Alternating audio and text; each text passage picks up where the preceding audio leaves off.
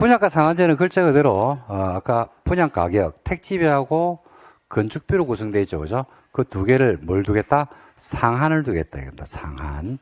자, 들어갑니다. 적용.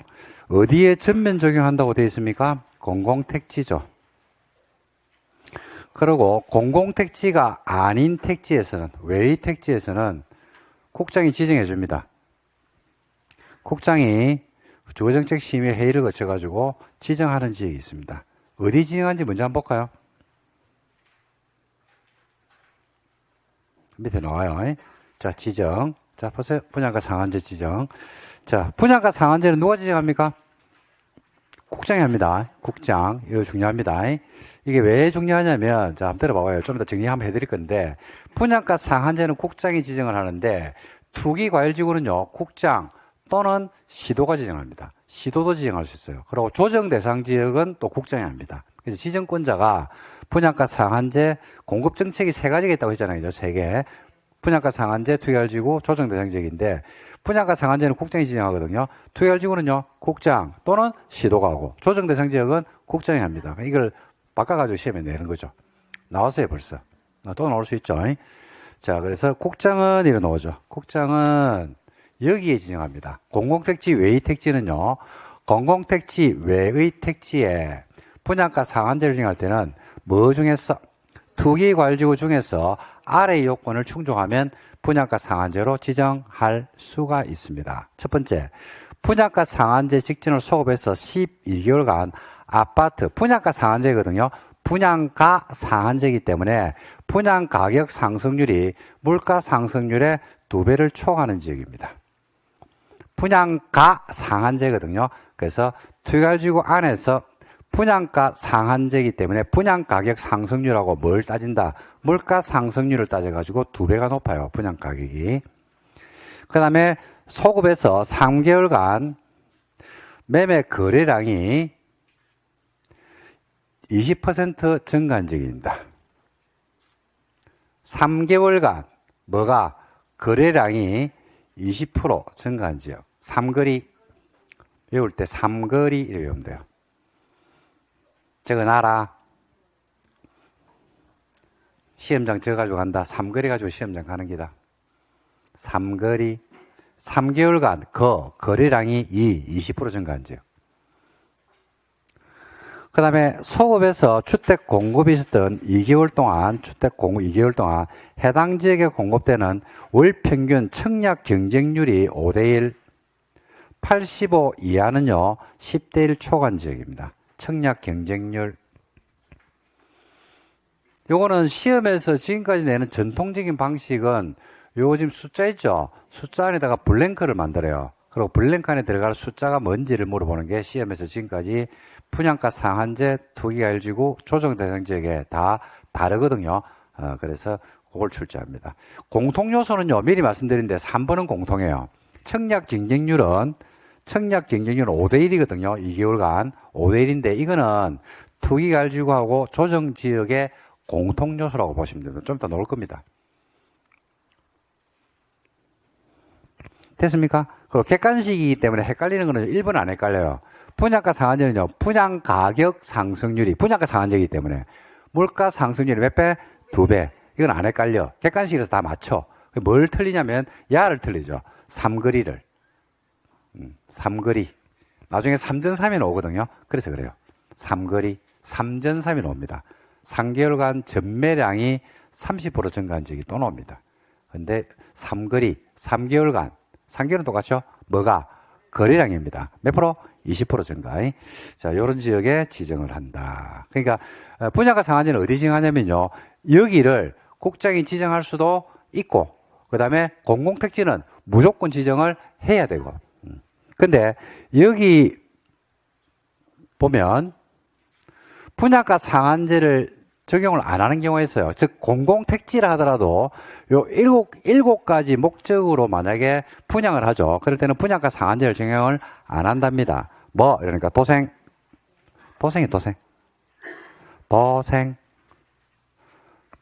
도생은 분양가 상한제 적용 안 합니다. 그 다음에 경제자유구역 지정 운영하는 특별법에 따라서 지정된 경제자유구역에서 건설 공급되는 공동주택인데 경제자유구역위원회에서 외자 유치 촉진 관련이 있다고 심의 의결을 했어요. 그러면 분양가 상한제 적용 안 합니다. 경제자유구역. 우리 수도권에서는 경제자유구역이 어디 있냐면 송도에 있죠. 그래서 위원회에서 심의 의결을 거치면 돼요. 그 다음에 관광특구도 중요하지 않습니다. 관광특구에서 공급하는 공동주택인데 층수가 몇 층 이상입니까? 50층 이상 이거나 높이가 얼마? 150m. 이 주택법은요, 층수 곱하기 3을 하면 됩니다. 건축법으로 가면요, 층수 곱하기 4를 하면 높이가 나오거든요. 근데 주택법은 곱하기 3을 하면 됩니다. 3. 그러니까 뭐 이거 3번은 어떻게 생각하시면 되면 해운대. 여러분 해운대 가보셨죠? 해운대 가면 마린시티, 센터시티가 있거든요. 그 바닷가를 따라서 주상복합이 쭉 들어서 있죠. 해운대가 관광특구입니다. 몇 층 이상? 50층. 높이는 150m. 이 엔드입니까? OR입니까? 이거나 OR이죠. OR. 하나만 충족하면 돼요. 그 해운대 여러분들 광안대교를 따라서 바닷가에 있는 다 주상복합들은 전부 다 50층 이상이거든요. 그거는 분양가 상한제 적용 안 하죠. 그러니까 분양가 상한제 적용을 안 하니까 평당 1억에 분양해도 되죠. 10억에 분양해도 되네요. 그 다음에 주택공사나 지방공사가 정비사업 사업 시행제로 참여했어요. 주공이나 지방공사가 사업 시행제로 참여했고,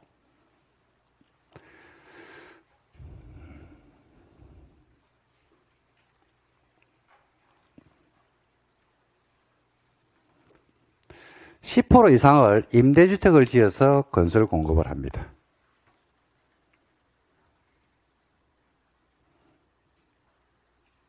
무슨 사업인데? 라고 하니까 정비사업인데 면적이 얼마? 2만 미만. 세대수가 얼마? 200세대 미만. 작죠? 그 다음에 소규모 주택 정비사업. 이면 분양가 상한제 적용을 안 합니다. 그 다음에 주환경 개선 사업이나 달동네, 공공재개발, 분양가 상한제 적용 안 합니다. 그 다음에 도시재생 활성화 지원한 특별법에 따른 주거재생 혁신지구에서 시행하는 혁신지구 재생사업, 공공주택 특별법에 따르는 도심 공공주택 복합사업에서 건설 공급하는 주택, 요 7가지 목적으로 토지를 만들죠. 주택을 짓죠. 그러면 분양가 상한제를 공공택지라 하더라도 분양가 상한제를 적용한다 안 한다? 안 한다. 이렇게 보시면 되겠습니다. 요거는 뭐 암기해야 됩니다. 어쩔 수 없습니다. 시간을 두고 천천히 합시다. 이런 것들은 오늘 안 해야 됩니다. 됐고요. 자, 그러면 이제 분양가 상한제가 적용이 됐어요. 됐어. 자, 시점은 안 중요합니다. 시점은 분양가 상한제가 예를 들어서 3월 30일부터 분양가 상한제가 적용됩니다. 라고 하면 3월 30일 이후에 입주자 모집 공고가 나오겠죠. 그죠? 그럼 승인을 받겠죠. 승인을 떨어지고 나면 입주자를 모집할 수 있겠죠. 그 주택부터 적용한다. 이렇게 보시면 됩니다. 최초로 입주 모집 공고 승인 신청하는 분부터 적용한다.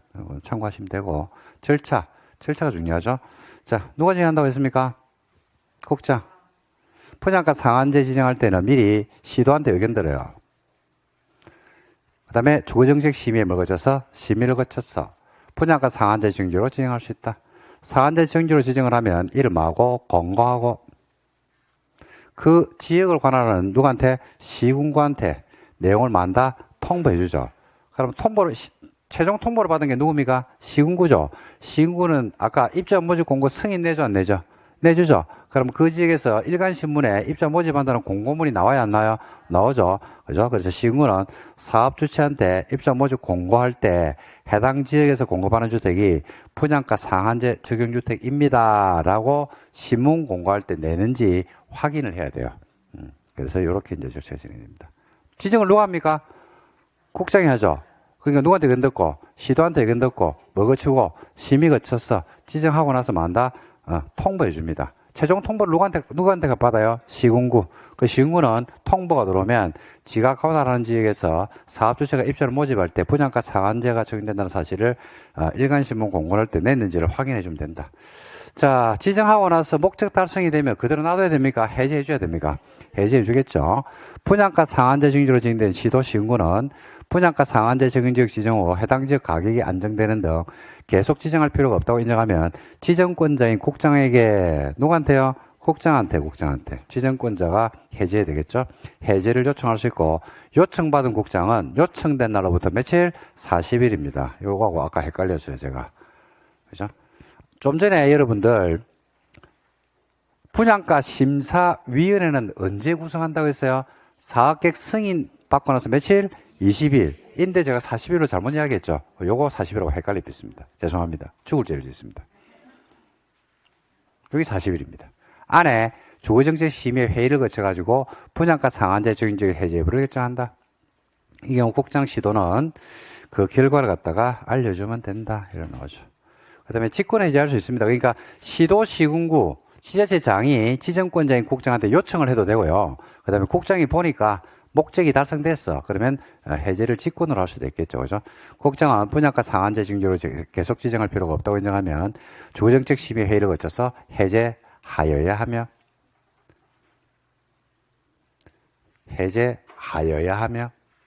의무네요. 해제할 때는 지정 절차를 준용합니다. 지정 절차를 준용하니까 당연히 누구한테 견들어가요? 시도. 그리고 심의를 거치겠죠.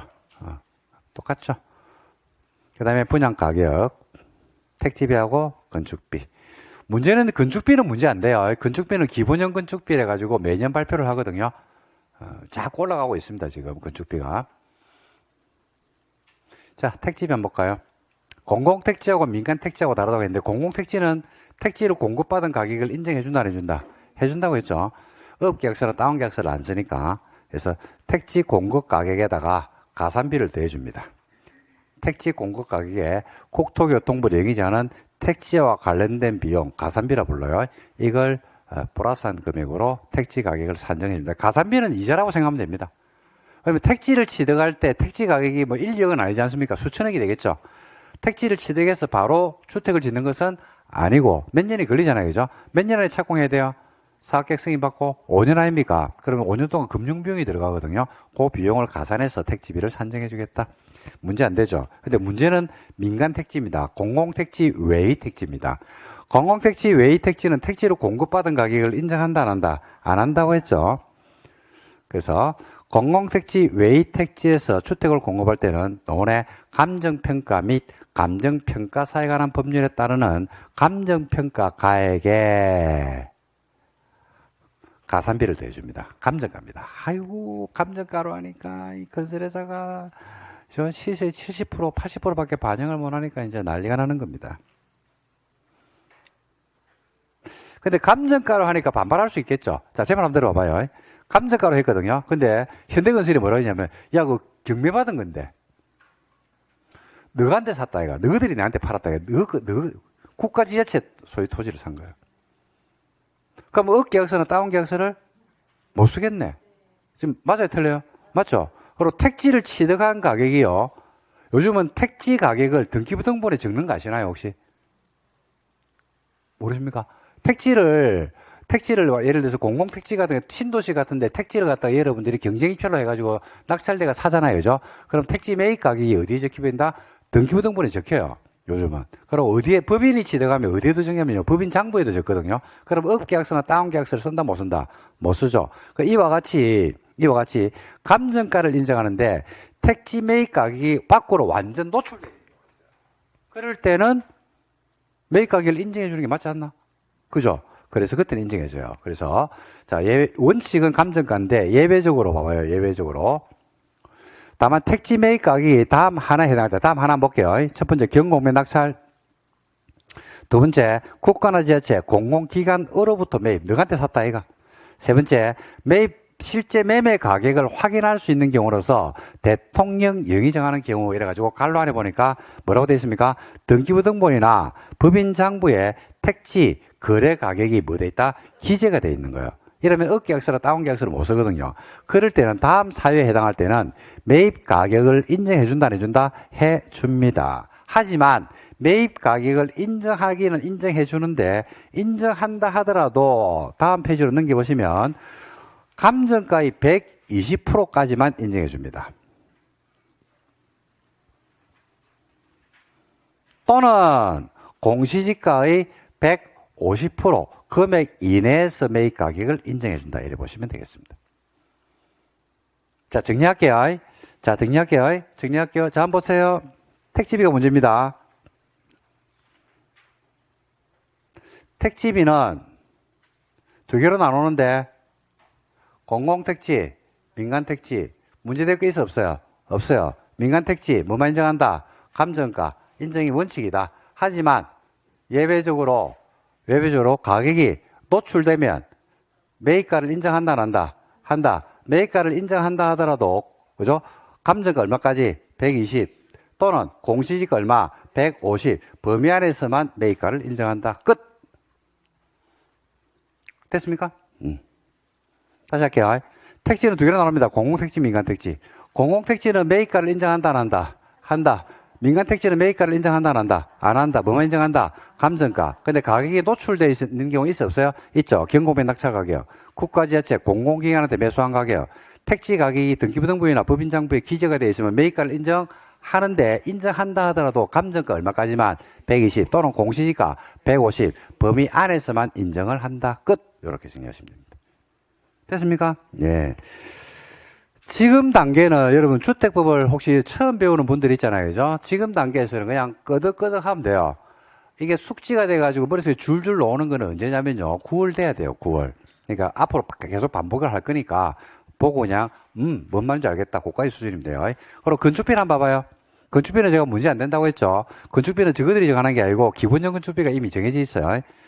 분양가 구성 항목 중 건축비는 국장이 정하여 고시하는 기본형 건축비에 가산금을 더합니다. 기본형 건축비는요, 국토교통부에서 매년 발표해 줍니다. 올해는 기본형 건축비가 얼마입니다. 라고 발표해 줘요. 그거는 이제 국토교통부에서 발표할 때 물가 상승률이라든지, 그 다음에 인건비 뭐 등등 여러 가지를 감안해 가지고 금리 이런 걸 감안해 가지고 올해는 얼마다 이렇게 얘기해 줍니다. 제가 640 얼마까지 봤는데 평당 건축비가 640 얼마인가까지 봤는데 불과 얼마 전에 최근에 얼마인지는 모르겠습니다. 기억이 안 납니다. 640 얼마까지가 기억이 납니다. 비싸요, 싸요? 건축비가 평당 640 몇만 원 비싸요? 아니, 뭐, 비싸다고 생각할 수도 있고, 싸다고 생각할 수도 있고. 그러니까 30평 기준으로 건축비가 600만원 기준하면 640이니까, 650 기준 할게요. 그럼 30평이면 6, 3, 18. 그 다음에 5, 3, 15. 그죠? 18, 15. 2억이네. 1억 9,500이네. 2억이네. 2억 정도 건축, 30평짜리가 2억입니다. 건축비가. 비쌉니까? 아파트는 여러분들 건축비가 일반은 우리 상가건물하고 다릅니다. 상가건물은 빼대만 올리면 되거든요. 아파트는 안에 벽지 바래야지, 장판 깔아야지, 촛불 켜야지, 이런 게 필요하잖아. 건축비 좀 비싸죠. 그 다음에 싸게 받았어. 싸게 받아 홀라당 팔아피면 돼, 안 돼? 안 돼요. 그래서 거주 의무를 뒀어요, 이게 여러분들 거주 의무는 한 4, 5년 전이죠. 대한민국을 그때 주택 가격이 막 폭등할 때 문정부 시절에 막 난리가 났었죠. 그래가지고 각종 규제를 만들 때 만들어낸 겁니다. 거주 의무가 있습니다. 자, 근데 뭐 그때 막 거주 의무 있어가지고 막 그런데 제가 몇 명이 잘 물어보길래 막 정권 바뀌면 또 풀린다 하더라. 그게 왜냐면 우리나라에서 한 번도 거주 의무나 규제를 만들어 놓고 지속적으로 간 적이 없어. 그건 바꾸는 게 맞거든요. 왜냐면 주택이라는 것은 시장 변화가 계속 오기 때문에 오늘 바꿔주는 게 맞죠. 근데 뭐 여지없이 작년에 바뀌었습니다. 다음 하나 해당하는 주택의 거주 의무자는 노원에 최초 입주 가능일로부터 몇 년? 3년. 아까 말씀드렸죠. 3년이라고 잡았는데 3년 안에 입주를 하여야 하고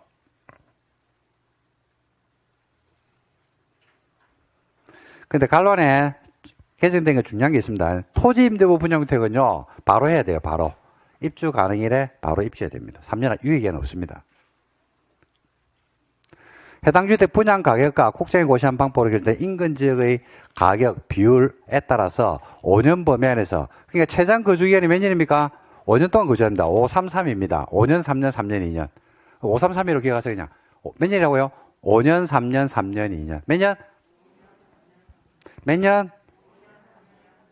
몇 년?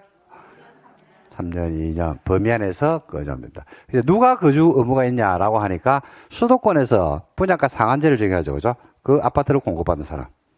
수도권. 그 다음에 토지임대부 분양주택을 공급받은 사람은 533이 동안 533이 수도권은 533이고 그 다음에 토지임대부 분양주택은요 5년 동안 거주를 의무적으로 해야 됩니다. 자 볼까요? 어떻게 533일을 정하는지가 밑에 나오네. 자 그러니까 자 5년이 길죠. 제일 길죠. 제일 짧은 게 몇 년? 2년. 그러니까 싸게 받으면 아파트를 저렴하게 공급받으면 받을수록 길게 거주해야 되는 거 맞습니까? 예. 그러니까 봐요. 주변지역의 시세가 80% 미만입니다. 그리고 80에서 100 사이입니다. 80 미만이에요. 반값 아파트거든요. 근데 가가 뭐더라? 공공택지죠. 그럼 택지 가격도 싸죠? 공급가도 싸죠? 그래서 5년이에요. 근데 아파트 가격은 반값 아파트거든요. 80 미만. 근데 이게 민간 택지인 거지. 공공택지, 외의 택지지. 그럼 몇 년? 3년. 공공택지인데 80에서 100 사이지. 몇 년? 3년. 3년, 533이. 그리고 2년짜리가 제일 짧은데, 2년은 뭐냐면, 공공택지도 아니고, 그죠? 반값 아파트도 아니고, 그러면 2년. 533이. 533이. 533이. 그리고 토지 임대부 분양주택은 5년 동안 의무적으로 거주를 해야 됩니다. 5년. 됐죠? 533입니다. 자, 세번 한번 들어볼래요? 자, 몇 년을 살아야 돼요? 5, 3, 3, 2. 그리고 토지 임대부는요, 5년이죠. 자, 근데 제가 5년짜리 수도권에서 5년짜리 분양가 상한제 살아야 되는 아파트를 공급받았어요. 공공택지고 반값 아파트를 살았어요. 근데 제가 군인이야. 근데 발령을 받았어요. 어디로? 그러니까 강원도로. 그럼 어떻게? 살 수가 없잖아요. 그러면 거기가 못 살잖아. 그럼 옮겨갈 수밖에 없죠. 그러면 군인이 근무지가 발령나는 바람에 다른 쪽 강원도로 이사가죠. 그래도 뭐한 것으로 온다. 조심해야 될 거는 2년을 살았거든. 이거 오해하면 안 됩니다. 자, 한번 보실래요? 저 좀 봐주실래요?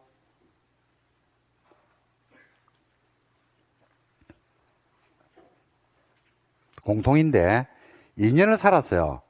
몇 년을 살아야 되는데 5년을 살아야 되는데 근데 살다가 군인인데 발령이 났어요. 강원도로 갔어요. 철원으로. 그럴 수 있어 없어요? 있죠. 그러면 몇 년이 지금 남아있어? 3년. 남아있는 거는 나중에 채우는 겁니까? 강원도에서 이사 가지고 살 때도 사는 것으로 본다. 네, 사는 것으로 봅니다. 뭐 문제 됩니까? 이걸 착각하면 2년을 살았으니까 남은 3년은 나중에 채워야 된다. 이런 생각 할 수 있잖아요. 그죠? 그게 아니고 불가피한 사유로 이사를 가잖아요. 그죠? 그럼 그때는 뭐 한 것으로 본다? 사는 것으로 본다. 네, 이렇게 됩니다. 됐습니까? 예, 볼까요? 그 의미는 뭐가 있냐면요. 3년 동안 남아있잖아. 즉, 3년 동안 팔면 돼, 안 돼? 안 돼요. 팔면 안 된다, 이 말입니다. 근데 이제 강원도에서 3년을 살았어. 그럼 5년 거주 의무 기간이 지나서 안 지나서? 지났죠? 그때는 이제 매매 여부로 그때 결정해도 된다, 이 말입니다. 뭐 문제 됩니까? 예, 자, 볼게요. 요런 사유가 있으면 되거든요. 사유가 많죠? 못 해옵니다, 오늘. 오늘은 이해만 하는 거예요. 객관식입니다. 참고로 여러분 치는 시험은 객관식이야. 그러니까 여기서 암기할 건 별로 없을 거예요. 한 번만 이해되고 나면 한번 거기 보고 뭐 당연한 거래라고 하면 그거는 넘어가는 거예요. 근데 당연하지도 않고 이상한 거다라는 생각이 드는 게 있었어요. 그럼 뭐 그거만 여러분들이 기억하시면 됩니다. 자, 1번. 주택으로 입주하기 위해서 해당 주택, 분양가 상한제 해당 주택에 입주하기 위해서 준비기간이 필요한 경우가 있어요. 준비기간이 필요할 수 있어 없어요? 있죠. 그죠? 오늘 입주해야 돼요. 오늘 입주해야 돼. 근데 내가 지금 임대차를 살고 있어요. 근데 임대기간이 아직까지 1년 6개월이 남아있어. 그럴 수 있어 없어요? 있죠. 근데 그 임대차 기간을 끝내고 내가 갈 수는 없잖아. 이제 중간에 내가 갈 수는 없잖아. 끝나야 돼, 안 끝나야 돼? 끝나야 되죠. 그럴 때는 연장이 될 수밖에 없겠지. 그래서 준비기간이 필요하죠. 이 경우 해당 주택에 거주한 것으로 보는 기간은 최초 입주 가능일부터 며칠까지만 봐준다? 90일. 3년이 되는 날부터 며칠? 90일까지만 봐준다 이 말입니다. 그 다음에 토지 임대부 분양주택에 입주하기 위해서 준비기간이 필요한 경우는 며칠? 바로 입주해야 되기 때문에 며칠? 준비기간이, 입주 가능일부터 며칠? 90일. 입주 가능일부터 90일이라는 것은 뭐냐면, 아까 제가 말씀드렸죠. 갑이라는 사람이 임대차 기간이 1년 6개월이 남아있어. 그죠? 근데 오늘 입주를 해야 돼. 그럼 1년 6개월이 지나야 돼, 안 지나야 돼? 지나야 되죠. 1년 6개월이 지나면 입주 가능일이 나와, 안 나와? 나오죠. 그 다음부터 며칠? 90일까지는 입주한 것을 본다는 얘기예요. 그게 얼마나 입주하라는 얘기입니까? 90일 안에는 입주를 해라. 이렇게 해석하는 거죠. 그 다음에 거주 의무자가 거주 의무 기간 중에서 세대원입니다. 세대원, 아들, 딸, 와이프, 근무, 생업, 질병 등을 위해서 해외로 나가네요. 그러면 봐줘요. 그 다음에 특별 공급을 받은 군인입니다. 아까 했죠. 인사 발령에 따라서 거주 의무 기간 중에 해당 주택 건설 지역이 아닌 강원도에 거주하게 됐어요. 그때는 거주한 것으로 봐요. 거주자가 거주 의무 기간 중 세대원의 근무, 생업, 취약, 결혼, 그죠? 취약, 질병 치료를 위해서 세대원 전부가 다른 주택 건설 지역으로 이전하는 경우가 있습니다. 그러니까 예를 들어서 취업이나 등등 때문에 서울에 있다가 어디로 가버린다? 부산으로 가버리는 겁니다. 그죠? 어쩔 수 없죠. 근무, 생업, 취약, 질병입니다. 다만 어디로 가는 건 안 된다? 수도권으로 가는 건 안 돼요. 아니, 서울에 살다가 분당으로 이사 가는 건 안 된다 이 말이에요. 애 학교 때문에 분당으로 간다. 그건 안 된다 이 말이에요. 부산으로 간다. 그거는 예외를 인정해 주는 겁니다. 그 다음에 5번에 거주 의무자가 거주 의무 기간 중 혼인 이혼으로 입주한 주택에서 퇴가하고 해당 주택에 그러니까 내가 5년 살아야 돼. 근데 결혼한 거야. 그래 결혼을 해가지고 어디로 가빈다? 부산으로 가는 거야. 어쩔 수 없잖아. 그죠? 근데 그 주택에 누가 사냐면요. 결혼한 사람의 형제 자매, 그죠? 직계 좀비속이 거주를 해도 거주한 것으로 봐요. 그래서 거주 의무자가 거주 의무 기간 중 혼인 이혼 입주한 주택에서 퇴거를 하고 해당 주택에 계속 거주하려는 거주 의무자의 직계 좀비속 또는 배우자, 종전 배우자 포함합니다. 형제 자매가 자신으로 세대주를 변경하고 나서 거주 의무 기간 중 남은 기간을 성계 거주하는 경우에도 예외를 인정해 줍니다. 그 다음에 분양가 상한제 주택인데 5년 거주해야 되는데요. 분양가 상한제 아파트를 분양은 받았는데 1층을 분양받았어요. 뭐 하려고? 거주하는 게 아니고 어린이집으로 쓰는 거예요. 어린이집. 그럴 때는 노조 영유아 보육법에 따르는 가정 어린이집을 설치 운영한 자가 해당 주택에다가 가정 어린이집 설치 목적으로 인가를 받았어요. 그러면 가정 어린이집으로 사용해도 돼야 안 돼요? 되죠. 그래서 해당 주택에 거주한 것으로 보는 기간은 가정 어린이집으로 운영하는 기간까지는 봐주겠다 이 말이죠. 그 다음에 64조 2항 본문에 따라서 전매 제한이 적용하지 않을 때 이거는 이제 주택법에 따르는 전매 제한인데 이거는 좀 이따 배울 겁니다. 다만 일단 여러분 7번은 줄만 좀 쳐놓을래요?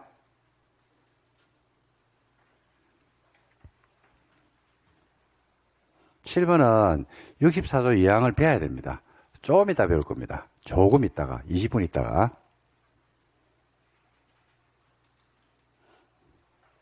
그 다음에 거주 의무자의 직계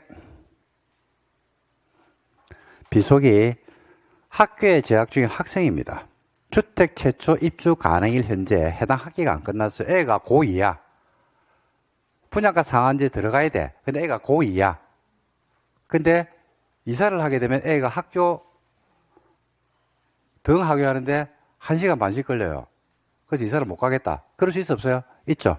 그래서 학기가 끝나지 않았을 때 이 경우 주택 거주한 것으로 보는 기간은 학기가 끝나고 그러니까 고3 졸업하고 90일까지는 인정해 주겠다. 이렇게 보는 겁니다. 학기가 끝나고 학생일 때. 초중등교육법입니다. 대학교육법은 아닙니다. 대학생은 아니야. 대학생은 안 돼. 초중고. 자, 이런 사유가 있으면 됩니다. 자, 거주를 해야 되는데 5331을 해야 되는데 5331을 못 하죠. 그러면 주택공사가 그 주택을 삽입니다. 그냥. 봐봐요. 거주자는 거주 의무를 이행하지 아니하면 해당 주택을 양도하면 돼? 안 돼? 안 돼요. 다만 거주의무자가 이랑 같고 외의 사유, 거주 기간 안에 거주를 이전할 때는 그죠? 해당 주택을 대통령이 정하는 바에 따라서 주택공사에 매입 신청을 제출해야 됩니다. 주택공사한테 팔아야 되네.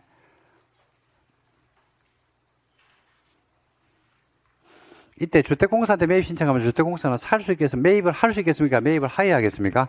해야 됩니다. 매입합니다. 매입해가지고 팔아핍니다. 주택공사가. 매입 절차. 주택공사는 분양가 상한제 소유자가 매입 신청을 받거나 거주의무자가 거주 의무 기간을 위반했다는 사실을 알게 되면 위반 사실에 대한 의견을 듣는 등 대통령이 정하는 절차를 거쳐서 특별한 사유가 없으면 주택을 매입하여야 한다. 시기. 매입할 때는 거주 의무자에게 그가 납부한 입주금에다가 입주금 은행법에 따른 1년 만기 정기 예금 평균 이자율을 합산한 금액을 지급하면 아이고 지급한 날에 주택공사한테 소유권이 넘어갑니다. 등기 아니네요. 지급한 날에 주공이 취득한 것으로 본다. 주공이 취득했어. 야가 거주 의무기간 동안 안 살아가지고 적발하는 바람에 야주택을 샀어. 야가 나 도저히 5년 못 살겠다. 내가 팔아야 되겠다. 사유가 없어가지고. 그래가지고 주공한테 매입 신청을 해가지고 주공이 샀어요. 그럼 주공이 이거 들고 있을까? 이걸 다시 팔아야 될까? 팔겠죠. 문제는 이거 팔잖아요. 그죠? 이걸 매입한 사람도 거주 의무가 있어요? 없어요? 있죠. 당연히 있겠죠. 근데 거주 의무가 있는데 이 사람이 5년이다라면 앞 사람이 5년이면 5년을 다시 기산하는 게 아니고 남은 기간 동안만 거주하면 돼요. 앞 사람이 하고 남은 기간 동안. 뭔 말인지 이해됩니까? 예, 자, 그 밑에 놓으네요. 자, 부기등기도 해랍니다. 못 팔잖아. 못 판다는 사실을 부기등기해라. 거주했다는 사실도 부기등기하고, 삽체는 1항에 따른 주택을 공급할 때 거주 의무자가 거주 의무 기간 동안 거주하여야하는 해당 주택을 양도할 수 없다는 사실을 소유권 등기만 한다. 부기등기한다. 이 경우 부기등기는 주택의 소유권 보존 등기와 부기등기를 언제 하냐면 보존 등기하고 동시에 합니다. 뒤에 또 나옵니다. 이거는. 그 다음에 말소, 기간제나 말소하겠죠. 거주자는 거주 의무기간 동안 거주하고 나서 지자체 장에게 거주 사실 확인을 받고 부기등기를 말할 수 있다? 말소할 수 있다. 그 다음에 아까 취득한 주택공사가 팔았다고 했죠. 어제 거주 의무기간 나오네요. 그러니까 자 한번 설명 한번 드려볼게요. 이거.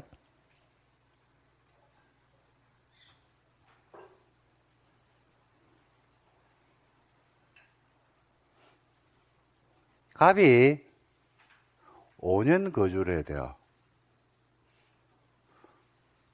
그러고 5년 거주하면서 분양가 상한제는 전부 다 전매 제한이 있거든요. 근데 1년 살았어. 1년 6개월 2년을 살았다. 2년을 거주를 했어요. 아휴, 2년을 거주했는데 아까 예외 사유가 있어 없어요? 예외 사유에 해당하지 않아. 근데 더 이상 못 살겠다. 그럴 수 있어 없어요? 있어. 그러면 이 주택을 누구한테 팔아야 돼요? 갑은 누구한테 팔아야 돼? 응? 누구한테 팔아야 돼? 봤잖아. 주공에게 매입을 신청하는 거예요. 그럼 주공은 매입할 수 있다 한다. 해야 하잖아. 얼마 주고? 이러니까 입주금에다가 1년 만기 정기 예금 평균 이자율을 합산한 금액을 지급하면 지급한 날에 주공한테 소유권이 넘어오잖아. 샀어 안 샀어? 샀죠. 소유자가 됐죠. 주공을 들고 가야 돼? 팔아야 돼? 팔았다니까요. 그걸 A가 샀다니까요. 그죠? A는 뭘 샀냐면 분양가 상한제 주택을 산 거야. 싸게 비싸게? 싸게. 그러면 A도 거주해야 돼? 안 해야 돼? 해야 돼요. 몇 년? 남은 기간. A는 5년이 아니고 몇 년? 남은 기간. 야가 2년 거주했죠? 몇 년 남았어? 3년 남았죠? 그러면 3년 동안 거주하면 된다, 이 말입니다. 지금 뭔 말인지 이해됩니까? 자, 고객집에 나와 있거든요. 재공급받은 사람의 거주 의무기간. 주택공사는 3, 4항에 따라 취득한 주택을 국토교통부를 영의정하는 바에 따라서 재공급하고요. 재공급받은 사람은 거주 의무기간 중 잔여기간을 계속 거주하지 않고는 양도하면 되는데 안 된다. 어떤 기간? 잔여기간이죠. 됐죠? 이해됐습니까? 네, 됐습니다. 그 다음에 재공급받은 사람의 거주인도 똑같습니다. 아까하고. 재공급받은 사람이 거주 의무 예외 사유, 예외 사유로 거주 의무 기간 안에 거주를 이전할 때는 그죠? 주택공사에 다시 매입을 마음 된다. 신청을 하면 된다. 전매를 못하게 이제 막아놓겠다. 이런 말이죠. 거주 실태 조사해야 되겠죠. 가가지고. 이제 그 사람이 진짜 5년 동안 거주 의무가 있으면 5년 동안 진짜 사는지를 갖다 확인해야 되네. 하죠. 옵니까? 안 옵니까? 옵니다. 띵동 눌린다니까요. 띵동 눌린다니까. 그래서 뭐라고 이야기합니까? 실제 거주자가 거주하지 않고 임대를 주는 경우가 있겠죠. 많잖아. 지가 안 하고 임대를 준다니까. 대신에 임차인은 확정일자를 못 받는 거야. 그렇겠지. 그러니까 대신에 원래 시세보다는 싸게 비싸게 엄청나게 싸게 주겠지. 전세로 줄까요? 월세로 줄까요? 월세로 주겠지. 그래서 뭐라고 이야기를 하냐면 띵동 하면 문 열지 마라 이라는 거예요. 띵동 하면 문 열어주지 마라. 띵동 해가지고 문 열어주면 적발된다니까요. 거주무자가 거주하지 않는 사실을 알게 되잖아요. 확인한다니까요. 거주대 조사한다니까요. 실제로 조사를 할까 안 할까 이런 물어보면 안 한다고 생각하는 분들 합니다. 진짜로. 하는데 1년에 한 번 오겠죠. 아니 그 담당 공무원이 그 많은 영역을 다 커버할 수는 없을까 아이가. 그럼 문 안 열어준다고 해서 그 공무원이 문을 두드리고 막 끝까지 막 앉아서 기다려가지고 그죠? 1시간 2시간 앉아서 기다려가지고 확인하고 그게 본인인지 여부를 갖다 주민등록 가지고 확인하고 떼보고 막 이렇게 열심히 하겠습니까? 하는 사람도 있긴 있는데 열심히 하겠습니까? 하는 게 좀 이상한데 하는 사람도 있겠지만 대부분 형식적인 절차로 간다. 이렇게 되는. 그러니까 법적으로 하게 만들어놨다 이 말입니다. 그다음에 뭐 정표효대하고 뭐 정표효대하면 안 되는데 정표효대라고. 근데 공무원 문제를 하면 더 안 내려주잖아. 택배입니다 이래. 택배입니다 이렇게. 그럼 나도 가라 이럴 수도 있는데 직접 드려야 됩니다 이렇게. 그죠? 그 다음에 분양가 공시입니다. 공시는요 분양가 상한제가 적용이 됐잖아. 그럼 분양 가격을 공시를 해야 돼 안 해야 돼? 해야 되죠. 공시하지 않으면 공시 외부로 알리지 않으면 택지비하고 건축비만 받고 싸게 공급했다는 사실을 알 수가 없잖아요. 그죠? 자, 그래서 분양가 공시는요, 분양가 상한제하고 뗄래야 뗄 수 없는 관계에 있습니다. 여기 보시면 사업 주체는 출작, 분양가 상한제 적용적으로서 공공택지에서 출작, 주택에 대해서 일자 모집 승인을 받았을 때 다음 사항을 공시한다. 4개, 택지비, 공사비, 간접비, 그 다음에 기타 국토교통부를 영위 정하는 비용을 공시를 하게 되어 있습니다. 누가요? 어디에서? 공공택지에서. 됐습니까? 자,登記볼까요? 그 다음에 공공택지 외의 택지에서 공시하는 겁니다. 시장군수 구청장이 출작, 공공택지 외의 택지에서 건설 공급되는 분양가 상한제에 대해서는 7개를 공시합니다. 택지비, 직접 공사비, 간접 공사비, 그 다음에 설계, 감리, 부대 비용을 공시를 하게 되어 있습니다. 그러니까 공시하는 항목이 다르죠. 공공택지에서는 누가 공시한다? 사업 주체가 몇 개를? 4개를. 공공택지 외의 택지에서는 누가 공시한다? 시장, 군수, 구청장이 몇 개를? 7개를 공시한다. 그래서 2개를 바꿔서 내겠네. 나왔을까 안 나왔을까? 나왔다. 벌써 나왔다. 자, 한번 보세요. 구분해야 돼요, 이거. 자, 구분해 드릴 테니까 한번 봐봐. 한번 봐봐. 사업 주체가요. 공공택지에서 4개를 공시합니다. 그 4개가 첫 번째는 택지비예요. 4개니까 범위가 좁잖아. 그러니까 포괄적으로 들어오는 거예요. 두 번째는 공사비예요. 세 번째는 간접비예요. 네 번째는 기타 국토교통부 영이 정하는 비용. 이렇게 4개를 공시하게 되어 있습니다. 설명을 좀 들으세요. 한번 들으면 돼요. 이거는 평생에. 그런데 시장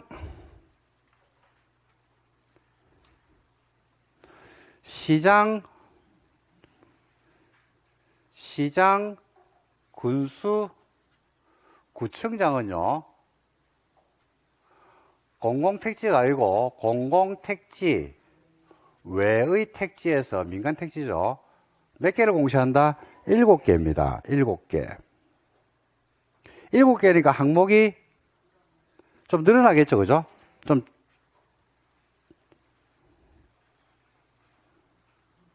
항목이 조금 포괄 자세하게 들어가도 되겠죠. 그러니까 택지비는 똑같아요. 근데 야는 공사비인데 야는 직접 공사비, 간접 공사비를 들어오는 거예요. 공사비 이렇게 이제 2, 3분의 표현되죠. 그러면 간접비라고 하지 않고 설계, 감리, 부대 비용 이렇게 들어오는 거예요. 나머지 국토교통부로 영이 정하는 비용은 똑같아요. 1번하고 7번은 똑같아요. 근데 문제는 이제 이걸 어떻게 낸다? 이럽니다. 시험 문제는 온 겁니다. 사업 주체가 공공택지 외의 택지에서 직접 공사비를 공시한다. X죠. 지금은 X지. 시험장에서 X는 할 수 있겠어, 이거? 누가? 시장, 군수, 구청장이 공공택지에서, 그죠? 공사비를 공시한다. 틀리죠? 자, 그렇게 문제가 나왔습니다. 자, 이거 구분해야 돼. 자, 지금 구분하는 방법이 쉽다니까요. 자, 누가 한다고 했어요? 사업 주체가. 어디에서? 공공택지라니까. 누가요? 사업 주체가 공공택지, 내자잖아. 4개를 공시하는 거예요. 사업 주체는 어디에서? 공공택지에서 몇 개를? 4개를. 끝. 그 다음에 시장, 군수, 구청장은 7자네. 공공택지 외 택지 7자네. 7개를 공시하는 거예요. 그렇게 구분하시면 돼요. 많이 헷갈려. 사업 주체는 몇 개를 공시한다고? 4개. 어디에서? 공공택지에서. 시장, 군수, 구청장은 7자잖아. 어디에서? 공공택지 외의 택지에서 몇 개? 7개. 그러니까 세부적으로 들어온다. 이렇게 할 거입니다. 객관식이라서 그거만 알면 안 헷갈립니다. 끝. 투기과열지구. 투기과열지구는요. 투기과열지구는 누가 지정을 한다고 아까 했냐면 국장 또는 시도가 지정합니다. 누가 한다고요? 국장 또는 시도가 합니다. 자, 한번 보세요. 누가 지정한다고요? 투기과열지구는 국장. 간단해요. 또는 누가 한다고요? 시도가 하는데. 자, 한번 보세요. 시험에 제일 많이 놓은 거. 국장이 지정할 때는요, 시도한테 가서 의견 듣습니다. 시도가 지정하죠. 그럼 국장한테 가고 만다 협의하게 되어 있습니다. 끝. 2개를 바꿔서 내죠. 국장이 지정할 때는 시도한테 만다 협의하고, 시도가 지정할 때는 국장이 뭐 든다? 의견 듣는다. 이렇게 해서 시험에서 2번 나왔습니다. 근데 말도 안 되는 소리죠. 국장이 상급기관이죠. 시도가 하급기관이죠. 고로 상급기관은 하급기관한테 만다 의견 듣고, 하급기관은 상급기관한테 만다 협의해야 되고, 이렇게 해서 이제 글자만 알면 됩니다. 이건. 국장이 시도하고 관계만 설정하면 되겠죠, 그죠? 시도가 국장한테 의견 듣는다 말이 돼야 안 돼요? 안 되죠. 자, 들어갑니다. 볼까요? 국장이 투기관리를 지정하거나 해제할 때는 시도한테 뭐 듣고? 의견 듣고. 시도가 지정할 때는 국장과 만다 협의한다. 지정 단위는 시군구, 읍면동 단위로 지정하되, 어떤 단위로 가능합니까? 읍면동 단위로 지정할 수도 있어요. 이것도 이제 이 읍면동 단위로 지정되는 게 한 3년 전에 새로 들어온 건데, 옛날에는 투기관리지구는 어떻게 지정했냐면 시군구 단위로 지정했습니다. 시군구 단위로 지정을 하다 보니까 이게 문제가 있더라라고 해가지고 읍면동 단위로 지정한다고 하면서, 이게 들어보셨는가 모르는데 핀셋 규제라는 말 들어보셨습니까? 핀셋 규제. 딱 필요한 동네만 딱 집어가지고 지정하겠다 이거죠. 그죠?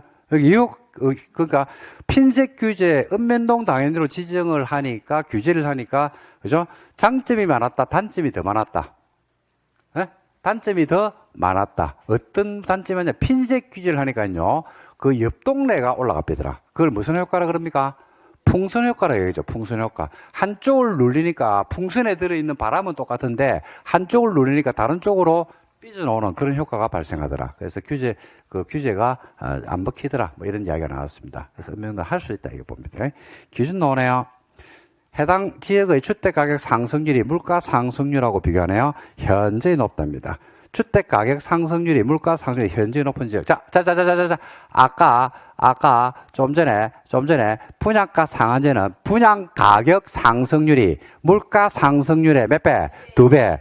투기과열지구는요, 주택가격 상승률이 물가 상승률보다도 뭐 한다고요? 현저히 높아요. 그 지역의 청약 경쟁률이나 가격 보급률 등과 주택시장 여러 가지를 고려해서 우리가 지정을 하는데, 어이고 나오네. 어디 지정하는지. 자, 투기과열지구 지정은 직전으로부터 소급해서 주택 공급이 있었던 2개월 동안 해당 지역 공급되는 청약 경쟁률은 똑같다고 했잖아. 몇 대 몇? 5대1. 국민주택 규모 이하는 얼마? 10대 1을 초관 지역에 지정할 수 있는데 이거는 어디하고 똑같았습니까? 분양가 상한제하고 똑같네요. 그 다음에 다음 하나에 해당하는 곳으로서 주택 공급이 위축될 거예요. 공급이 위축되면 투기가 발생할 수 있죠. 뭐는 똑같은데? 수요는 똑같은 거예요. 수요는 똑같은데 공급이 위축되는 거예요. 그러면 가격은 당연히 올라가겠죠. 그죠? 그래서 투자율 지정 직전을 분양 실적이 전달보다도 몇 프로 감소해버렸어요? 30% 감소했어요. 분양 실적이 감소했어요. 분양 물량이 30% 줄어버린 거예요. 공급이 줄었죠. 그 다음에 사업계획 승인 건수나 건축가 건수, 그죠? 이런 것들이 급격히 감소했어요. 허가 건수가 줄었어요. 그러면 공급이 줄겠죠. 그 다음에 신도시 개발이나 주택 전매 승행 등으로 주거 불안 우려가 있는 곳으로서 다음 하나 해당 지역인데 주택 보급률이 전국 평균 이하인 곳입니다. 주택 보급률이. 공급이 작죠. 그 다음에 자가주택 비율이 전국 평균 이하야. 그러니까 주택을 소유하려는 욕구가 굉장히 강한 곳이죠. 그 다음에 주택 분양 수가 입주자 저축 가입 사람 수보다 현저히 적어요. 그러니까 입주자 저축에 가입한 사람 100만 명이 지금 기다리고 있는데 청약 통장을 가입한 통장 가지고 있는 100만 명인데 주택은 1000세대만 공급이 되는 것이. 그럼 경쟁률이 어마무시하게 치열하겠죠. 이런 지역에 투기할지구를 지정할 수 있다. 이렇게 보시면 되겠습니다. 그 다음에 지정 절차는 아까와 똑같습니다. 뭐 거친다? 심의.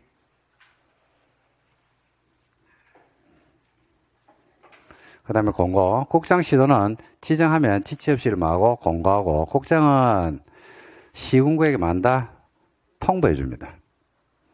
시군구는 사업 주최할 때 입주자 모집 공고할 때 해당 지역이 투기할지구에 포함됐다는 사실을 공고케 해야 한다. 이거는 분양가 상한제와 똑같네요, 절차가. 재검토. 투기할지구 한번 지정됐죠, 그죠? 네, 그러면 목적 달성이 됐다. 라고 하면 재검토하고 해제를 해야 됩니다. 국장 시도인 지정권자는 투기할지구 지정 사유가 없어졌으면 지체 없이 해제, 지체 없이 해제, 해제하여야 한다. 재검토네요. 얼마마다 재검토합니까? 한번 지정하고 나면 이걸 계속 갈지 말지를 갖다 몇 년마다 한다고요? 반기입니다. 반기. 6개월마다 합니다. 주정책 심의 회의를 소집해서 지역으로 지정된 지역별로 안정 여건 변화를 재검토한다. 해제. 시도 시군구는 지정되고 나서 해당 지역의 주택가격이 안정되는 등 사유가 없죠. 그럴 때는 국장 또는 시도 지정권자한테 해제를 요청할 수 있고. 그러니까 해제는 지정권자인 국장 시도가 직권으로 할 수도 있고요. 그 다음에 시군구. 국장이 했으면 시도 시군구. 시도가 지정했으면 시군구에서 해제를 요청할 수도 있다. 똑같네? 해제 요청이 들어왔죠? 그럼 며칠 안에요? 40일 안에 심의를 거쳐서 해제비를 결정해서 알려줍니다. 40일. 어디서 봤어요, 이거? 분양가 상한제 해제할 때 봤죠? 그래서 절차는 똑같기 때문에 생략합니다. 나머지 됐고요. 자, 조정지역 나오네요. 조정지역은 누가 지정한다고 했어요? 국장은, 이러죠. 누가 한다고요? 국장은, 역시 마찬가지로 심의를 거쳐서 지정합니다. 자, 과열지역 한번 봐봐요. 어디 지정되는지. 자, 과열지역은 주택가격 청약 경쟁률, 전매량, 보급률 여러 가지를 고려할 때 분양이 과열되어서 과열될 우려가 있는 지역으로 목적 달성할 수 있는 최소한 범위에서 시군구 역시 마찬가지로 핀셋 규제, 읍면동 단위로 할 수도 있다 없다? 있다. 이건 똑같고요. 자, 어디 지정된지 한번 볼게요. 조정 대상 지역 중 과열지역으로 지정한 날이 속하는 달, 전달로부터 소급해서 3개월간 주택가격 상승률이 물가 상승률의 몇 배? 1.3배를 초과하는 지역입니다. 자, 정리합시다. 나왔네, 이제.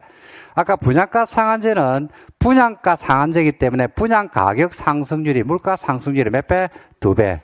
그죠? 그 다음에 투기할지구는 주택가격 상승률이 물가 상승률보다도 현저히 높은 지역. 그리고 조정대상 지역은 주택가격 상승률이 물가 상승률의 몇 배? 1.3배. 구분할 수 있겠죠. 그 다음에 1번 소급에서 주택 공급했던 2달, 2개월 동안 청약 경쟁률입니다. 월 평균 청약 경쟁률은 똑같다고 했잖아. 몇 대 몇? 5대1. 85 이하는 10대1. 똑같네. 그래서 이 1번에 있는 청약 경쟁률은요, 분양가 상한제 투기가지고 조정 대상지의 공통 요소입니다. 그 다음에 3개월간 분양권 전매량입니다. 전매 거래량이 30% 증가한 적. 3거리 어디서 나왔어? 3거리. 분양가 상한제. 3개월간 거래량이 10% 증가한 적. 이거는 3전3. 3개월간 전매량이 30% 증가한 적. 3전3. 3전3으로 기억하시면 돼요. 헷갈린다, 두 개. 두 개 구분은 3거리는 어디에 있고, 3전3은 그죠? 조정지역이다. 이렇게 보시면 됩니다. 그 다음에 주택 보급률이나 자가주택 비율이 평균 이하니까 주택을 막 소유하려고 하는 욕구들이 강하겠죠. 위축 지역은 가격이 올라가는 곳이겠습니까? 떨어지는 곳이겠습니까? 떨어진 곳이죠? 위축 지역. 지금 지방의 위축 지역으로 지정된 곳들이 있죠. 그죠? 주택 가격 거래량 미분양 주택 수 보급률을 고려해서 분양 거래 위축돼 있거나 위축될 우려가 있는 지역인데, 위축 지역은 소급에서 6개월간 주택 가격 상승률이 마이너스 1%.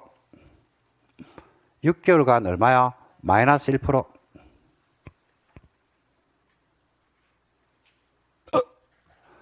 소급에서 3개월 거래량이 20% 이상 감소. 이것도 뭐래요? 3거리. 아까 투기가지고는요. 아직 분양가 상한제 3거리 나왔죠. 3거리가 뭐였어요? 증가. 요거는 3거리 감소 위축지역. 이게 나왔죠. 얼마 전에. 재작년에 나왔죠. 3거리 감소, 3거리 증가. 3거리로 해야 돼. 헷갈려. 3전3은 어디에서 나왔고? 3전3 과열지역. 3거리 분양가 상한제. 또 3거리 감소는 위축지역. 괜찮아. 지금은 헷갈리지. 괜찮아. 자꾸 하다 보면 이제 나중에 정리가 된다니까. 이렇게 딱 지금 센터를 잡아야 됩니다. 나머지는 똑같네요. 미분양 주택 수가 몇 배 증가? 2배. 전년 동기 대비 2배 증가.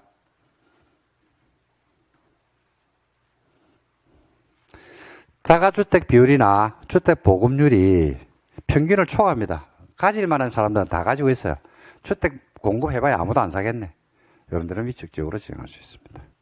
절차는 똑같아요. 국장이 하기 때문에 시도 의견도 없고, 그 다음에 공고하고, 이런 것도 같습니다. 재검토, 조정 대상 지역도 여러분 재검토 기간이 몇 개월마다 하게 되어 있다고 되어 있습니까? 6개월마다 합니다. 해제 절차 요청은 읽어보시면 두 개 가지고 똑같습니다. 그리고 재검토도 얼마 만에 합니까? 반기마다 6개월 똑같죠? 두 개 가지고 하고. 나머지는 똑같은 내용이라서 됐습니다. 그 다음에 전매로 들어갈까요? 전매 제한. 여러분, 일단 알고 있는 것부터 말씀드려볼게요. 분양가 상한제 공급받았습니다. 제가 공급받았거든요. 그럼 소유자 맞습니까? 아닙니까? 분양가 상한제 공급받았다니까 소유자 맞아요? 맞죠? 팔 수 있어, 없어요? 못 팔죠? 못 팔죠? 알잖아, 그거는. 투기과열지구에서 분양권을 갖다가 입주로 당첨됐어요. 그 분양권 지고 있잖아. 근데 내가 가지고 있는 분양권이 투기과열지구야. 그러면 이거 분양권 전매할 수 있어, 없어요? 없죠?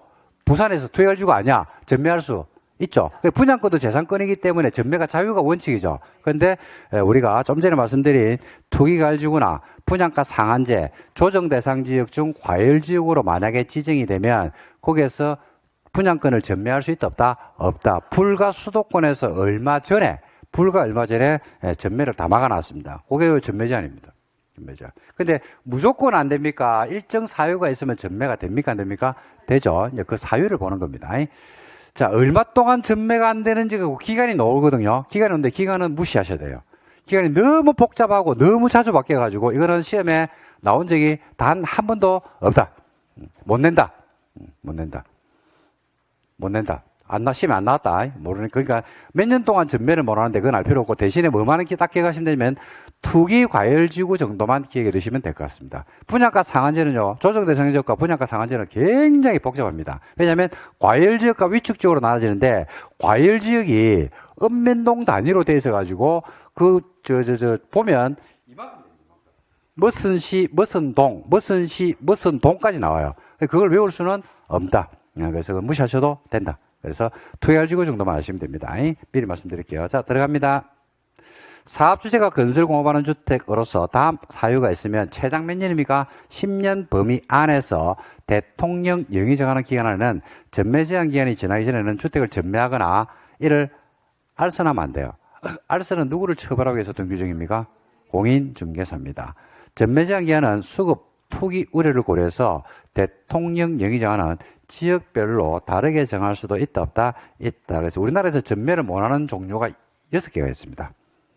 첫 번째 투기할지구, 두 번째 조정지역, 세 번째 분양가 상한제, 그 다음에 네 번째 공공택지, 외의택지, 민간택지죠.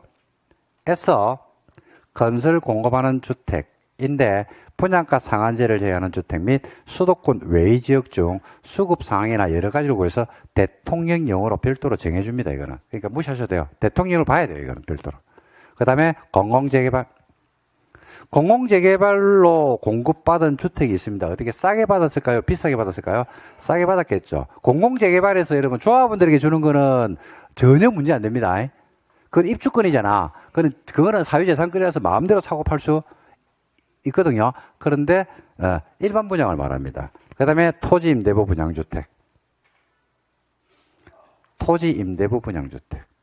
마음대로 사고 팔고 하면 되는데 안 된다 이 말입니다. 그래서 전매제한 조치가 붙는 게 6개입니다. 자, 전매제한 기간 한번 볼래요?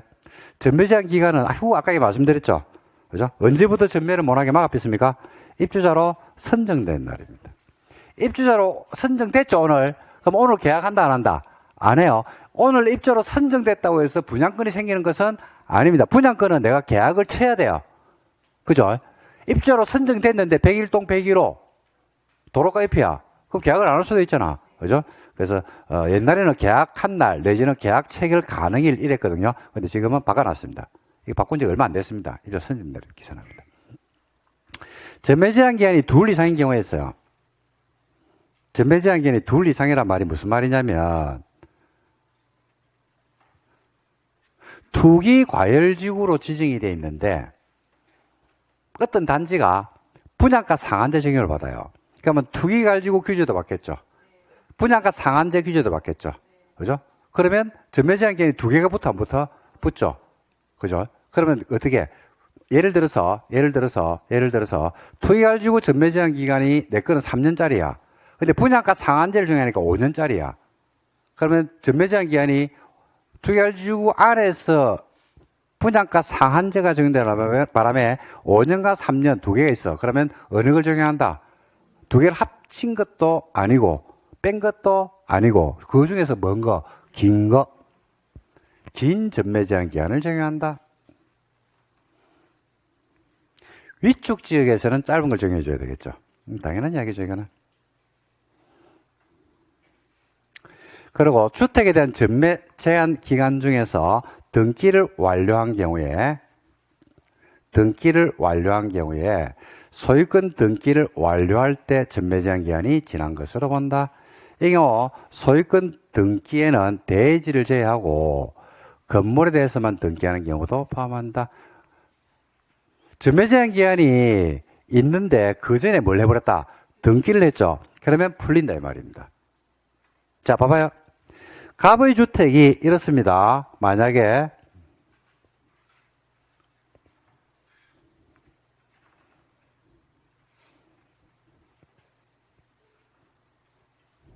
갑의 주택이 분양가 상한제 내지는 투기과열지구 전매 제한 기한이 만약에 5년짜리라고 해볼게요.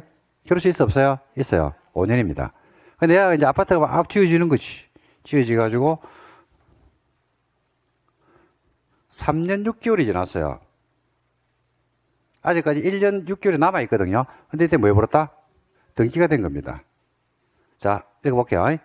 주택에 대한 전매 제한 기간 이내에, 전매 제한 기간이 몇 년이라고 했어요? 5년이라고 했죠? 전매 제한 기간 이내에 해당 주택에 대한 등기를 완료했잖아. 등기를 완료하면 소유권 등기를 완료했을 때 전매 제한 기한 5년이 만한 것으로 본다? 지난 것으로 본다? 이 말이죠. 이해됩니까? 옛날에는 전매제한 기간 안에 등기가 되면 3년 안에 등기가 되면 그때 3년이 지난 것으로 본다. 이렇게 돼 있다가 작년에 개정했어요. 이거는. 그 등기하면 끝납니다. 지난 것으로. 이 경우 소유권 이전 등기에는 대지 말고 건물만 등기를 해도 등기로 본다 안 본다? 본다. 둘 중에 아무나 둘 중에 한 개만 등기돼야 됩니다. 그러니까 원칙은 둘 다 등기된 게 맞거든요. 그런데 어떤 연유로 대지에 대해서 소유권 분쟁이 발생해서 등기가 안 넘어오는 경우가 있을 수 있어 없어요? 있죠. 그럴 때는 건물에 대해서만 등기를 해도 등기된 것으로 본다라는 말은 전매를 뭐한다? 풀어준다. 이 말하고 같죠, 그죠? 이렇게 전매제한 계산을 갖다 이렇게 합니다. 그 다음에 전매제한 기간이 나오는데 무시하셔도 됩니다, 이거는. 근데 투기할지구는 기억하셔야 돼요. 투기할지구는 몇 년입니까? 수도권은 3년, 기타 지역은 1년입니다. 요거만 기억하시면 돼요. 나머지는 무시. 나머지는 쳐다도 보지 마세요. 깁니다. 굉장히 기간이 다양합니다. 무시. 투기할지구만 기억하시면 돼요. 수도권 3년, 기타 1년. 전매 허용. 전매 제한 기간 주택을 공급받는 자 생업생의 사유로 불가피하다고 인정된 경우로서 다음 사유가 있으면 전매 제한 기간을 정해한다 안 한다? 안 한다. 자, 들어갑니다. 첫 번째. 세대원이 근무 생업 질병 취약 등으로 다른 특광시군으로 이전할 때.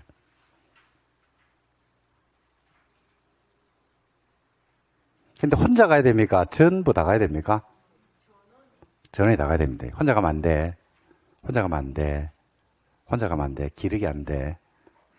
다 가야 돼. 근무, 생업, 질병, 취약, 결혼 등으로 세대원 전부가 다른 광역시나 특별시, 시군으로 이전할 때 단 어디는 안 된다? 수도권 안 돼요. 서울에 있다가 분당 가는 건 안 됩니다. 분당에 있다가 평촌으로 이사 오는 것도 안 됩니다.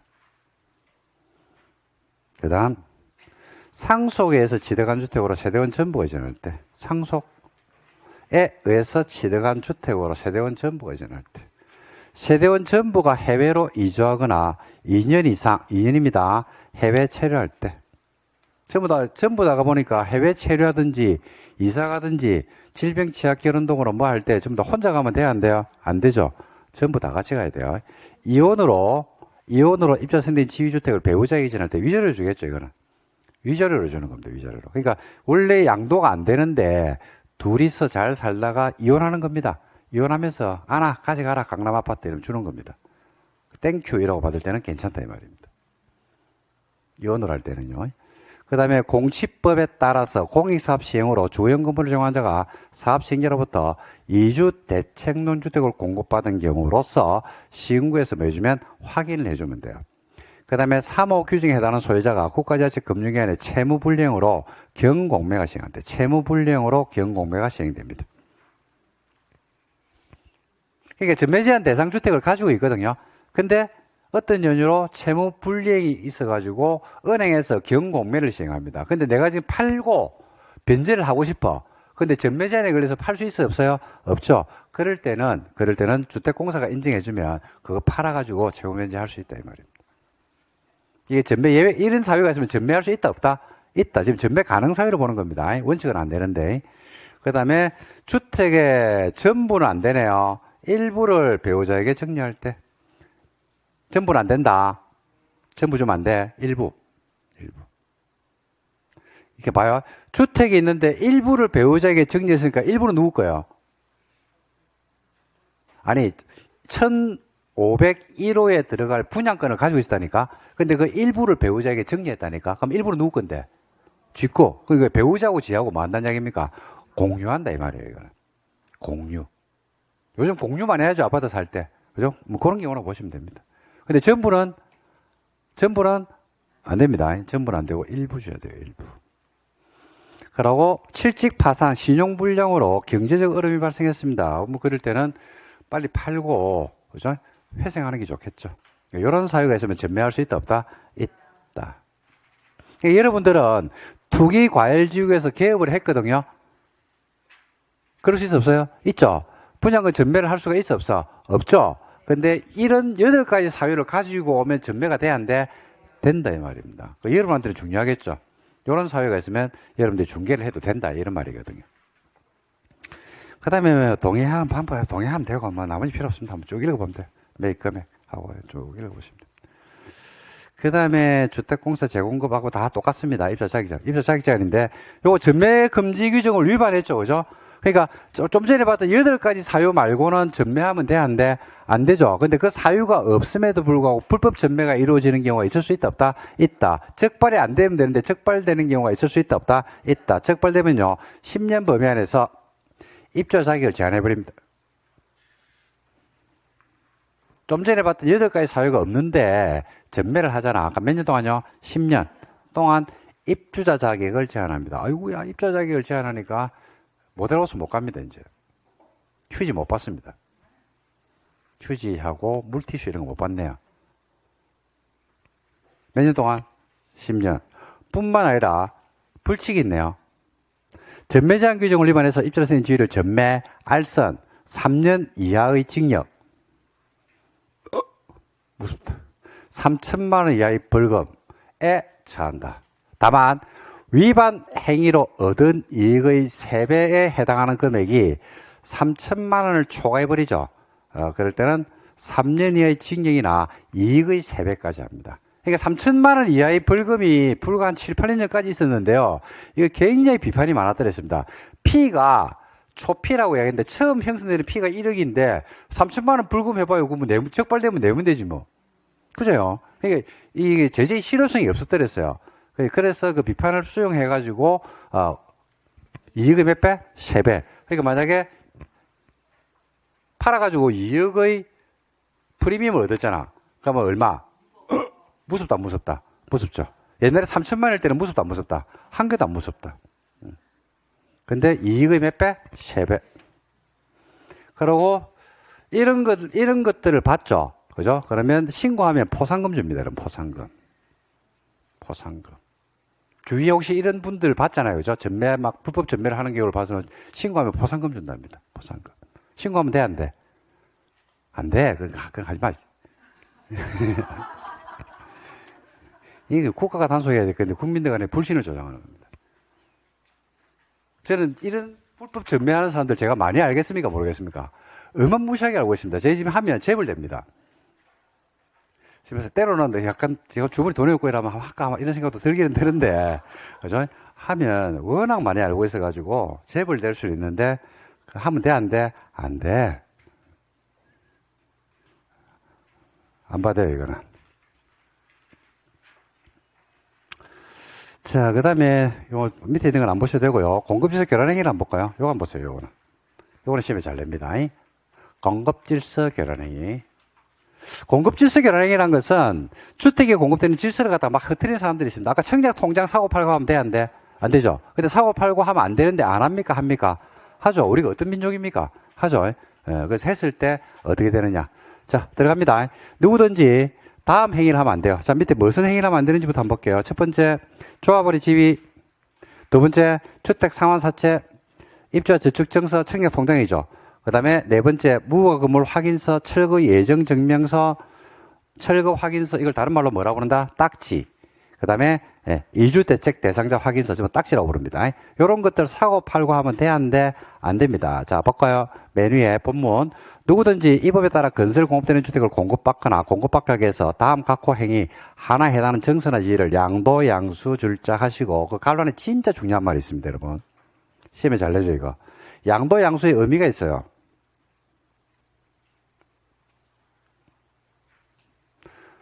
자, 양도, 양수란 뭘 말하는데, 그러니까 매매, 증여, 그 밖에 권리 변동을 수반하는 모든 행위를 포함하는데, 상속과 저당은 제외한답니다. 즉, 상속 저당은 괜찮다, 괜찮다? 괜찮다, 이겁니다. 자, 하나 예를 들어 볼게요. 여러분, 청약 통장 같은 거 사고 팔고 하면 돼요, 안 돼요? 청약 통장. 사고 팔면 안 되죠? 근데 청약 통장 가지고 여러분 대출 받는 경우 있어요, 없어요? 있죠? 아니, 청약 통장 가지고 대출 신청하면 대출 받을 수가 있잖아. 그 대출을 내가 받잖아. 그러면 담보가 들어가, 안 들어가? 아니, 다시, 아니.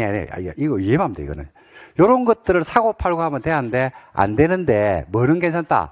상속과 저당으로 그죠? 하는 경우는 괜찮다 이 말입니다. 그래서 제가 저당을 예를 드는 거예요. 통장은 사고 팔고 하면 안 되잖아. 근데 통장에다가 저당권 설정하는 거는 괜찮아, 안 괜찮아? 괜찮은 게 여러분이 청약 통장에 가입해서 매월 30만 원씩 냈다니까요. 10년을. 돈이 이만큼 쌓여 있는 거야. 그죠? 내가 돈이 필요해. 그죠? 그러면 그 통장에 들어있는 돈 중에서 일부를 갖다 대출을 받을 수 있어, 없어요? 있죠? 그럼 대출 해주잖아.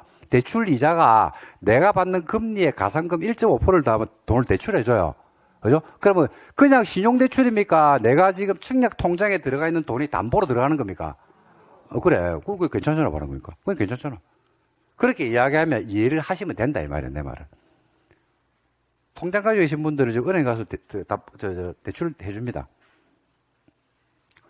뭔 말인지 이해되죠?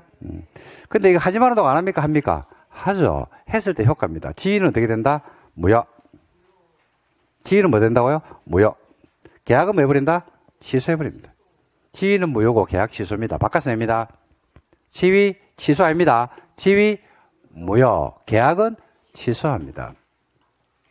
국장이나 사업자는 다음 사유가 있으면 그 주택 공부받은 신청 지위를 무효로 하거나 계약을 만다 취소하여야 한다. 지위를 뭐라 한다고요? 무효. 계약은 뭐 한다고요? 취소하여야 한다. 할 수 있다가 아니네요. 할 수 있다가 아니네요.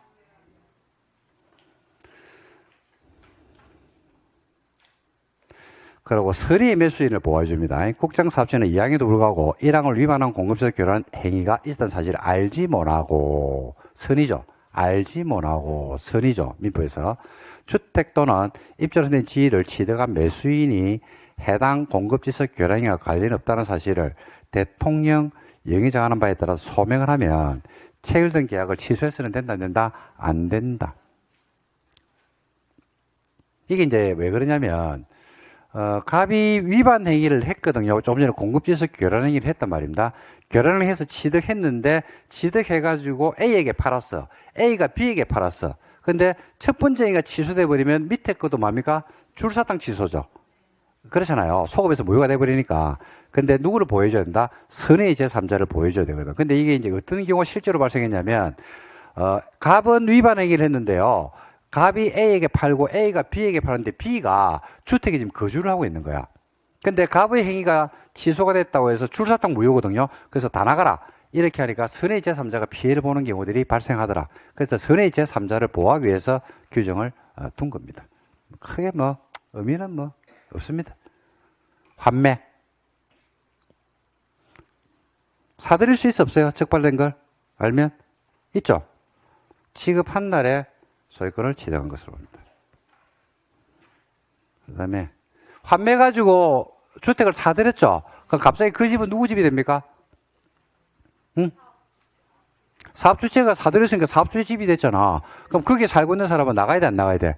나가야 되죠. 퇴근을 명한다니까요. 나가라. 나가라. 나가라. 사업주체가 매수인에게 주택 가격을 지급하나 알 수 없어 수령 통지를 알 수 없는 다음 사유가 있으면 퇴거를 명할 수 있다, 없다? 있다.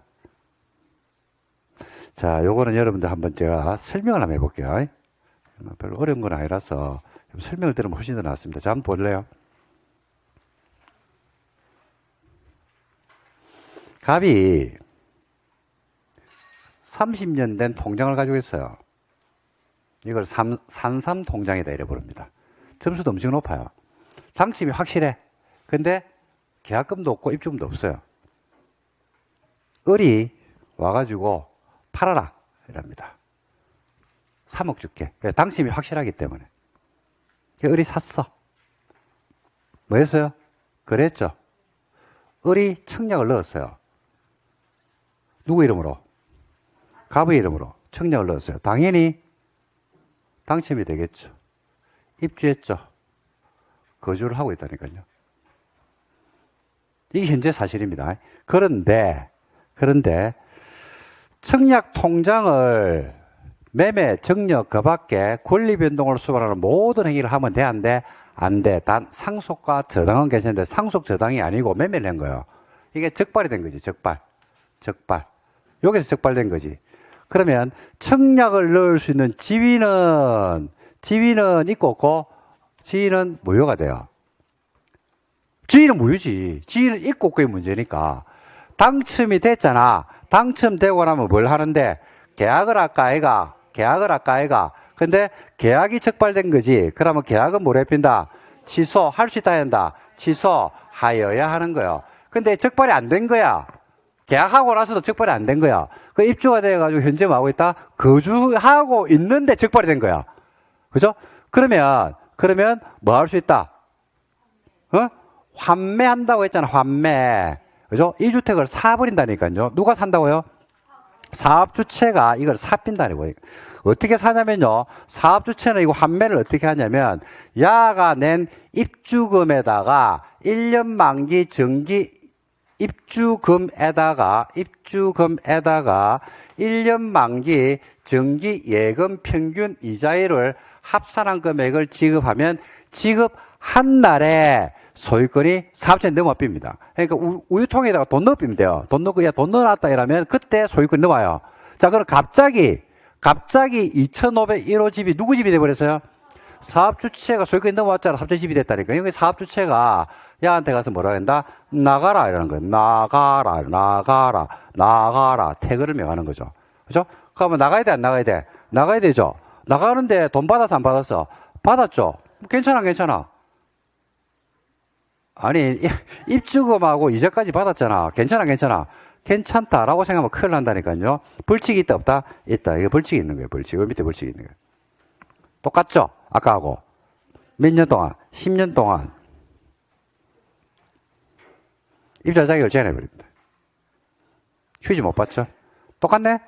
처벌하네요. 3년 이하의 징역. 3천만 원 이하의 벌금. 인데, 벌금이 이익의 3배가 3천만 원을 초과하죠? 그럼 이익의 몇 배? 3배. 해당하는 금액의 벌금이 정한다. 끝. 이렇게 됩니다. 벌칙이 똑같아요. 아까 전매 제한하고. 그래서 하나만 하시면 됩니다. 하나만. 그 지위는 뭐 한다고요? 무효. 계약은 취소. 소유권이 넘어가면 환매. 했기 때문에 태그를 명할 수 있다. 이렇게 단계별로 여러분들이 접근하시면 되겠습니다. 됐습니다. 여기까지 정리하도록 하겠습니다. 자, 이번 시간이 조금 길었거든요. 예, 이걸 주택법 공급 파트를 끝을 내려고 하다 보니까, 좀 무리하게 수업 시간이 조금 길었습니다. 죄송하고, 자, 조금 쉬었다. 나머지 건축법 좀 보도록 하겠습니다. 좀 쉴게요.